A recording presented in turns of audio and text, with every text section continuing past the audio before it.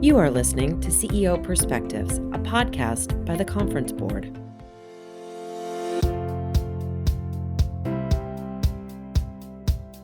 Welcome to this episode of CEO Perspectives, a signature series by the Conference Board. CEO Perspectives are conversations that take an objective, nonpartisan look at a range of timely topics that matter most to business leaders. To help make sense of these topics and how they'll unfold, we'll sit down with thought leaders and do what we do best at the Conference Board, provide trusted insights for what's ahead. I'm Steve Odland from the Conference Board and the host of this podcast series. And in today's conversation, we're going to examine the challenges and priorities that are keeping CEOs up at night as we head into the first part of 2023. We're going to take a deep dive into our annual C-Suite Outlook survey with a special emphasis on how focus areas vary by region. Joining me today is Dana Peterson, the Chief Economist at the Conference Board. Dana, welcome. Hi, Steve. It's always great to be here. So, Dana, we do this, major survey every year of CEOs and other C-suite executives. Can you just, give our listeners a little bit on methodology, where it was conducted, and so forth? Sure. This is a global survey, so it goes to most of the main regions throughout the world, the US, Europe, China, Japan, Latin America, and a smattering of other emerging markets. And this particular survey was fielded between mid-November and mid-December of 2022, so only a few weeks ago, really. And we had over 1,131 C-suite executives responding, and that also included 671 CEOs across the globe. Yeah, that's a big number, 671. And we've got lots of different countries broken down in this. And so, when you look at the results from the CEOs, and that's what we're going to focus on today is the CEOs commentary, but there are differences by region. I mean, we looked at US, Europe, China, Japan, Latin America, and, other areas. So there were some interesting similarities, but there were some big differences as well. Maybe you can help describe some of those key similarities and differences.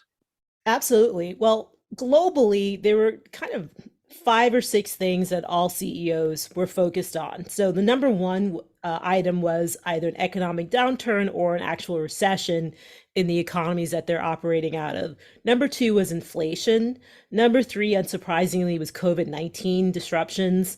Number 4 was global political stability. Number 5 was supply chain disruptions. And then number 6 was labor shortages. And so again, that's globally, that's what CEOs are thinking. But when we go region by region, there are some pretty distinct differences. So for example, the economic downturn or recession was the most prominent for the US, Europe, and also Japanese CEOs. And that makes sense, especially as we're anticipating recessions in the US and Europe. And Japan is also seeing pretty slow growth. I would also add it's also very present in Latin America. But for China, the economic downturn for them was second, and COVID-19 related disruptions was number 1. Now, this survey was taken before China removed its zero COVID policies, but even still, now that those policies have been removed, we're expecting a lot of disruptions and almost on the degree of economic chaos in the short run as the economy reopens. So certainly those things were very common, but inflation was the most disconcerting for CEOs in the US and Europe, while volatility in energy prices were in the top 2 or 3 for European CEOs, Japanese CEOs, and CEOs in Latin America and the rest of the world. COVID-19 stands for COVID from 2019. I mean, we're in 2023 and we're still talking about COVID-19, all this time later. And really in China, it's surging again, right? I mean, recently, we heard that 75% of the residents of Shanghai are infected from this. So this is a real big deal still in China. And that not surprising that the CEOs are concerned.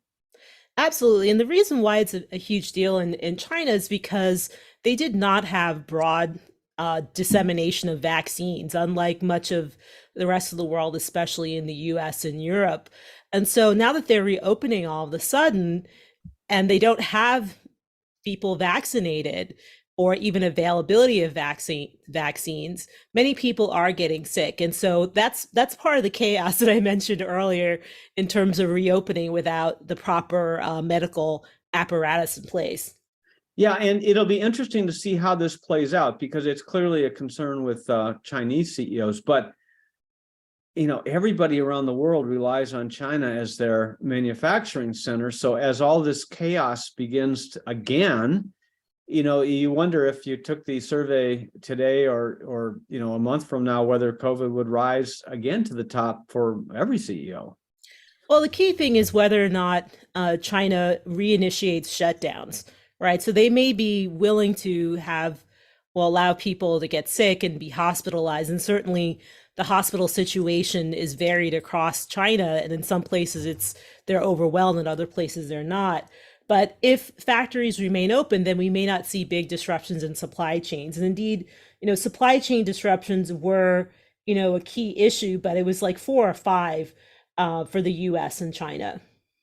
Yeah, so this is a big difference. So this zero COVID policy, that they had deployed before, shut everything down, and so you just you couldn't get anything. You had to shut the factories down. So what you're saying is that this is a different strategy, not unlike what the rest of the world has gone through, which is maybe you can keep these factories going, in which case then you wouldn't have the disruption. So it's still TBD, depending on how widespread the illness is, right? Exactly. Yeah. There were also differences between CEOs in different industries. Can you just take us through what you found? Sure. Across industries, and we looked at manufacturing, finance, and services, and we also looked at companies by size. So whether they were making $1 million or less, between $1 million and $5 billion, and then $5 billion or more. And really across these industries, all of them said that an economic downturn was the top external fear and priority and concern for them. After that, when we looked at inflation, the financial services industry was the most sensitive to rising inflation, as well as companies that were kind of in the middle of the income spectrum, making anywhere from $1 million to $5 billion. But certainly labor shortages were the biggest concern for manufacturing firms, and also firms that have a 5 billion or more in revenues. So those are some of the interesting breakdowns that we saw in terms of the top concerns across industries and company size. Yeah, and it's really not surprising, in financial services, and that's an industry that you came out of specifically, so you're an expert there. But inflation disproportionately hits financial services. I mean, interest rates and the borrowing costs, and of course, it hits mergers and acquisitions, as well as the cost of debt changes, right? But it's interesting that other industries are not more worried about inflation. Well, I think other industries are concerned about other things. So, for example, labor shortages was really huge for manufacturing firms. And indeed, when we look across the spectrum of firms that are impacted by labor shortages, manufacturing is close to the top. And that's because that requires people to physically come and work on the floor. And so if you're having difficulty finding people who are willing to physically come to work, you're going to face these severe labor shortages. And associated with that, you'll also have the inflationary impact of higher wages. The other interesting thing is that services firms were the most concerned about COVID. And again, that relates back to many services require people to physically come into work, in-person services like hotels and restaurants and entertainment. And certainly if people are afraid to come into work because of COVID, that also generates labor shortages and pressures on wages. So I think the inflation is really, indirect through these wage costs for these other services, these other industries. Yeah, it's really a good point. And services, as you've pointed out previously, were just crushed, in the pandemic, because not only could they not get their people to come in, but also, there were shutdowns, but then, the customers also have issues as well, and we're kind of staying away. Are we back to normal in services? Not all services are back to normal. The services that are doing very well right now are experiential services. And what I mean by experiential are things that people can go and enjoy, like going on vacation. So for example, the airlines are doing well, the hotels, the restaurants, anything like, sporting events are doing much better. But not all services are doing well. So, for example, healthcare services are really struggling because of a lack of workers. So it's not all good, and that there's definitely differentiation by sector. Yeah, it is interesting. The airlines have really recovered, and typically when you go into a recession, the airline and travel industry takes a hit because there's less discretionary income. But every seat is taken, and there's nary a mask in sight. So I think that sure feels like a recovery there. But is that because of the savings that people had through or is it just pent-up demand? It's pent-up demand for getting outside of your house, because again, with the pandemic, many people were sequestering at home, either because of restrictions on because of shutdowns, or because they chose to stay home out of fear. And so now that mandates have been lifted and travel bans are gone, many people want to get out there and go on vacation. And so that's why we are seeing very strong demand for those in-person experiential services. Yeah. Now, inflation, as you said, is really a top concern, almost everywhere except Asia. Why is Asia so different? I guess China, because they're more concerned about COVID still, but any other reasons? Well, I think inflationary pressures may be coming off now for especially Latin America, because emerging market economies, their central banks really got out ahead of inflation, and they started raising rates much sooner. And so those tightening rounds, or the tightening situation, is probably complete or near complete. And they're seeing inflation come off. With more advanced economies like the US and Europe, inflation really took off later, and central banks also jumped in to address the situation later.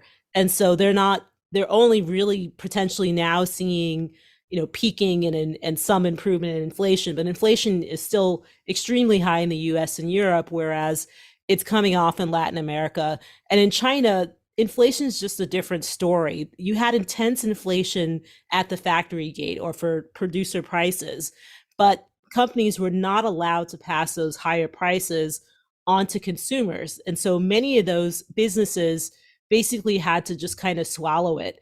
But certainly as transportation costs and commodity prices came off, that was much more helpful for producer prices. But certainly consumers never really saw the extent of the impact of inflation in China. But in Japan, inflation is rising. In fact, they've had the highest inflation rates in 40 years. And the Bank of Japan is considering raising interest rates for the first time in a very long time at some point, either in the back end of this quarter or in the second quarter. Yeah, I mean, people forget that Japan is the number 3 economy in the world. The EU kind of gets lumped together, but that's not a country. It's a region.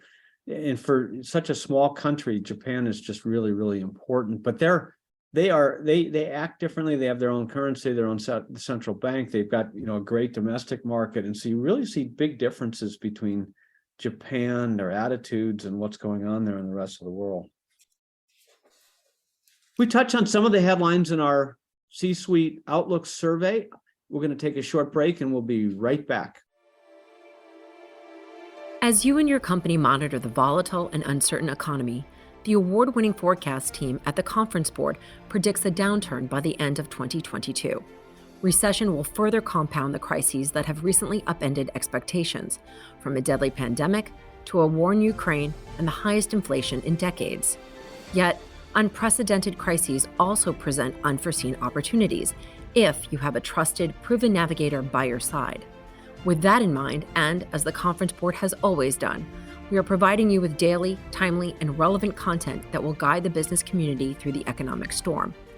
These trusted insights are being gathered on our website and are available to help your company master the challenges.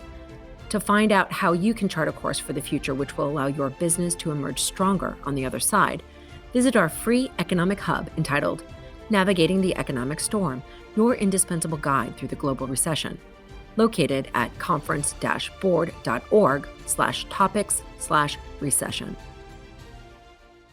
Welcome back to CEO Perspectives. I'm your host, Steve Odland from the Conference Board, and I'm joined today by Dana Peterson, who is the Chief Economist of the Conference Board. So Dana, the number 3 concern for U.S. CEOs is labor shortage. You touched on this before the break, but it really isn't a concern elsewhere. I mean, it's on the list, but it's not at the top of the list. What's so unique about the U.S.? Well, I think some of it has to do with what happened during the pandemic. So, for example, in Europe, people didn't lose their jobs; they just lost hours. What I mean by that is they weren't let go; they stayed on the payrolls. They just weren't working, and so you didn't necessarily have the same dynamic as in the U.S., where people did lose their jobs, and during that time, there was kind of a great reassessment or the great resignation, where many people said to themselves, well, now's an opportunity for me to switch industries. And so the labor shortages are not intense everywhere. Yes, every industry is facing some degree of labor shortages in the US, but the distribution of labor shortages are really skewed towards in-person services, manufacturing, transportation, and warehousing. And those are the industries that not only do you have to physically come into work, but a lot of them tend to be lower income, lower wage industries. And so many people are leaving those industries and going elsewhere. And you don't have those labor market dynamics in other economies. But labor shortages are an issue, certainly in Europe and Japan and China, because of aging demographics. But in the US, you have the aging demographics plus the influences of the pandemic on labor shortages, and certainly on the extent to which working parents and also people who are caring for elders are affected. Yeah, this generational thing is important. I mean, you see it not so much in the younger in countries that have younger populations like Latin America. China's a little younger, Eastern Europe, and so forth. But in the more developed nations, it tends to be older, right? So obviously Japan's older, Western Europe, but the United States, and you see a lot of boomers. But also China. China's the one emerging market where it is actually experiencing a significant aging in the population. And a lot of it has to do with the one child policy that was in place for many, many years, where now you don't have enough young people to replace the older people who are aging out of the labor market. Yeah, it's good point. But the boomers are taking themselves out of the market. I guess they have enough money to retire, and they're used to everything's been shut down, and so that's a bit of an issue. Well, baby boomers are retiring. We're going to retire whether there was a pandemic or not. And when you look at the retirement data from the Social Security Administration or even from the Bureau of Labor Statistics, retirements were pretty flat until 2008. And then they went almost vertical, and they haven't stopped because the baby boomers are reaching the age of retirement. And unlike the great financial crisis, where many people lost financial assets actually appreciated materially during the pandemic.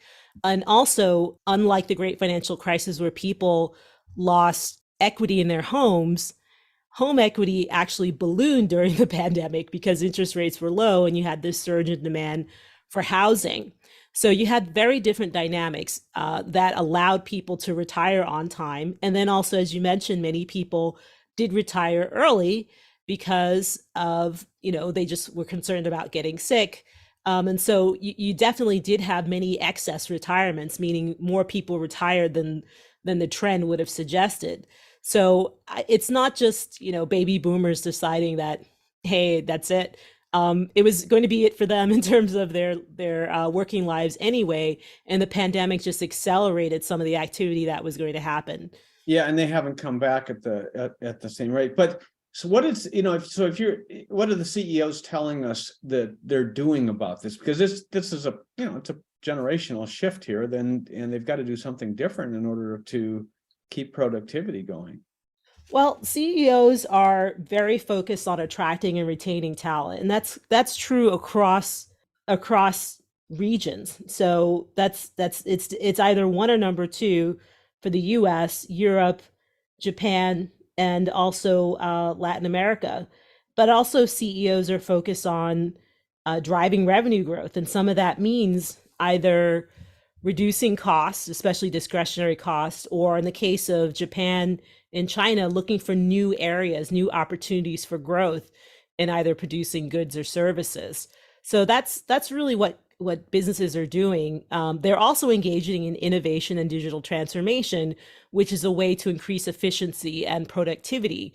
So on the one hand, they're trying to keep the people they have and attract, the people they can, but they're also deploying automation and using technology to help make up the difference. Yeah, and this retention strategy is costing them, and so wages are going up, and that's part of the whole inflationary spiral.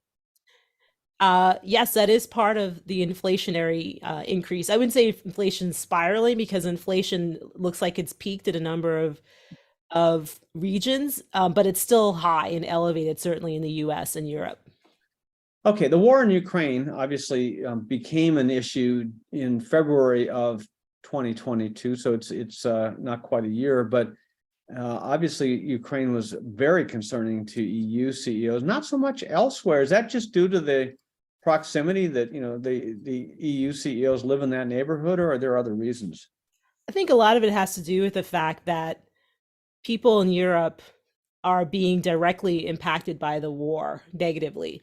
So the effect is either because they live in Ukraine and they're being bombed or they've migrated out of Ukraine, or they are subject to sanctions if you're in Russia, or you're being subjected to very elevated energy prices because Russia has cut off access to natural gas and also more recently to oil. And so many people are watching their energy consumption.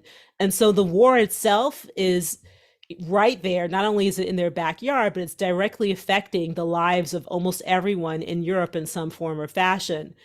In other places, it's more indirect. Certainly, the war is affecting the prices of food, which does reach back to the US and throughout the world, especially in the MENA region in sub-Saharan Africa and parts of Asia. But it's not, people don't necessarily tie it to the war. They might tie it to something domestic or to blame politicians, that kind of thing. But we as economists know that the war is impacting prices for oil and energy, which are inputs to many other things that people have to think, goods and services that consumers have to purchase. The least concerning item for CEOs, especially in the United States, but also a little bit in Europe, Japan, China, was infrastructure. I was really surprised with that. I didn't expect it to be number one, but out of 25 factors, it's the very least concerning.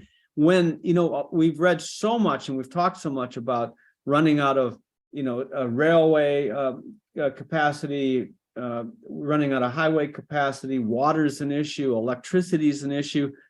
What's going on here? Why aren't CEOs more concerned about this? Well, I think infrastructure is highly regional. So China, in terms of the infrastructure race, is probably ahead of most economies. They have invested significantly in infrastructure over the last decades. And even looking at the green transition, they are effectively, the infrastructure is set up in some ways to do that.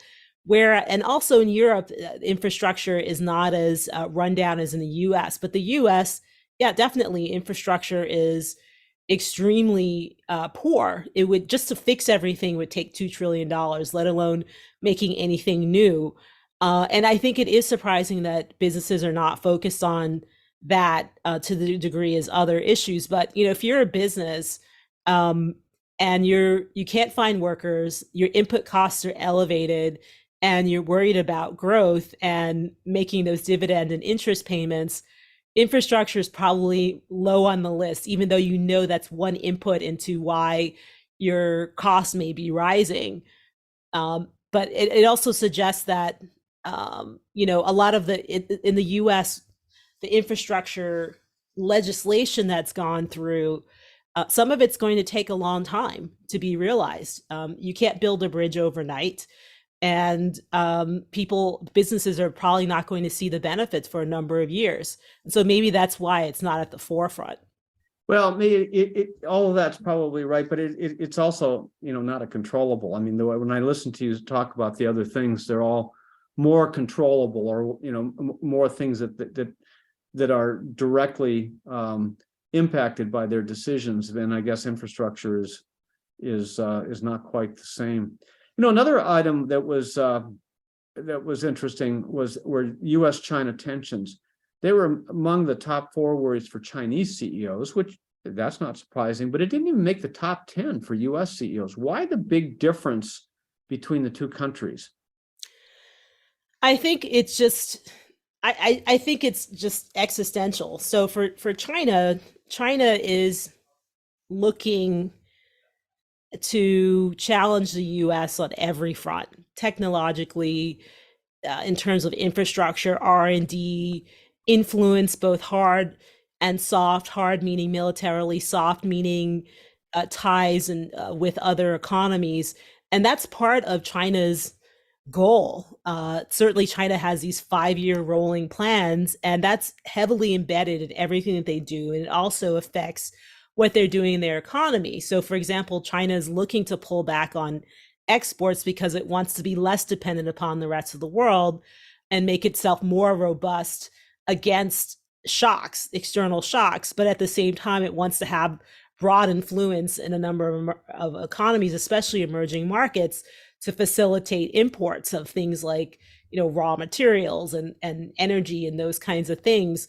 Whereas in the US, we don't have like a centralized policy that sticks for any amount of time. And, certainly policymakers are concerned about the strategic competition between itself and the US. But for many CEOs, the interesting thing is when we ask them about what are you doing about your supply chains, many of them said, we're not doing anything. So they're anticipating that they're going to continue to be able to run their supply chains out of China, and they're going to manage business as usual in some form or fashion, and they're less concerned about the geopolitical risk. Whereas for China, it's very central to to the government policy, and certainly the influence that government has on corporations. Yeah, and then energy prices. You touched on energy just in your comments just a couple minutes ago, but they were top concerns in EU and Japan, the pricing. Not so much elsewhere. Why the difference in energy pricing as a concern? Sure. Well, Europe and Japan are major energy importers, whereas the US is a net energy exporter. And also in Europe, again, it reflects the fact that they're being blockaded in terms of receiving energy from Russia, and that affects the price for them. In the United States, energy pricing is somewhat different because, again, we produce all of our own natural gas, and we're able to export natural gas and oil. And so if there are any issues, we have the option of potentially satisfying our domestic needs, whereas Europe and Japan don't have that liberty. So it makes absolute sense for economies that are net importers of energy to be more concerned about it. Okay, that makes sense. Now, just to wrap up, some other areas that did not hit the top of the list. So we're not all, not in the top concerns were, their own competition, income inequality, climate events, industrial policy, taxation, energy cost volatility, cybersecurity. Any surprises in these items that were not higher ranked? Well, it's interesting. We asked about cybersecurity in the context of whether or not firms felt prepared for another crisis. And many firms said that they felt that they were. And indeed, when we look at the list of things that firms said that they were or were not prepared for, all the things they said they could handle were recent issues, right? So another pandemic or another financial crisis. Many leaders have lived and led through those types of things, but they were not able to manage more things like violence or climate events or food or energy shortages, things that they haven't experienced much and or they feel are completely out of their realm of control. And when it came to ESG, even though it may have come in low on the list of things that CEOs were concerned about, they are very focused on ESG, and the growing backlash that we've seen from different quarters about ESG is not stopping businesses from being focused on that. And I think that would be especially true for those businesses that are public companies that must report their ESG activities. Some of the other things you mentioned probably aren't terribly surprising, because there are only so many things that you can list in your top 5 or 10 items. And, we had a very extensive list. And many of those are things that are very small in terms of high impact on the business, or they're somewhat controllable. So I would imagine that's why some things were kind of at the bottom. Yeah. So just to repeat again, in the U.S., it's the CEOs are worried about where this economic downturn is going, what's going to happen with inflation, what the impact is on labor shortages, and these close-in economic issues, and similarly in other developed nations. And that does make sense. It's a long list of worries, though, Dana, that can keep people up at night. Yes. Dana, thanks so much for joining us today. Sure. Thanks, Steve. And thanks to all of you for listening in to CEO Perspectives. Every week, I'll be joined by a prominent thought leader to provide insights on the issues of our time. We'll cover the leading topics in economics, geopolitics, public policy, ESG, and more. Please share CEO Perspectives with your colleagues and your friends and your family. I know they're going to want to listen. I'm Steve Odland, and this series has been brought to you by the Conference Board. You've been listening to a podcast from the Conference Board, the indispensable ally that has helped businesses through war, recession, and economic transformation for over 100 years. As recent unexpected economic challenges persist, you can chart a course for the future which will allow your business to emerge stronger on the other side. Just visit our free economic hub entitled Navigating the Economic Storm, your indispensable guide through the global recession, located at www.conference-board.org/topics/recession.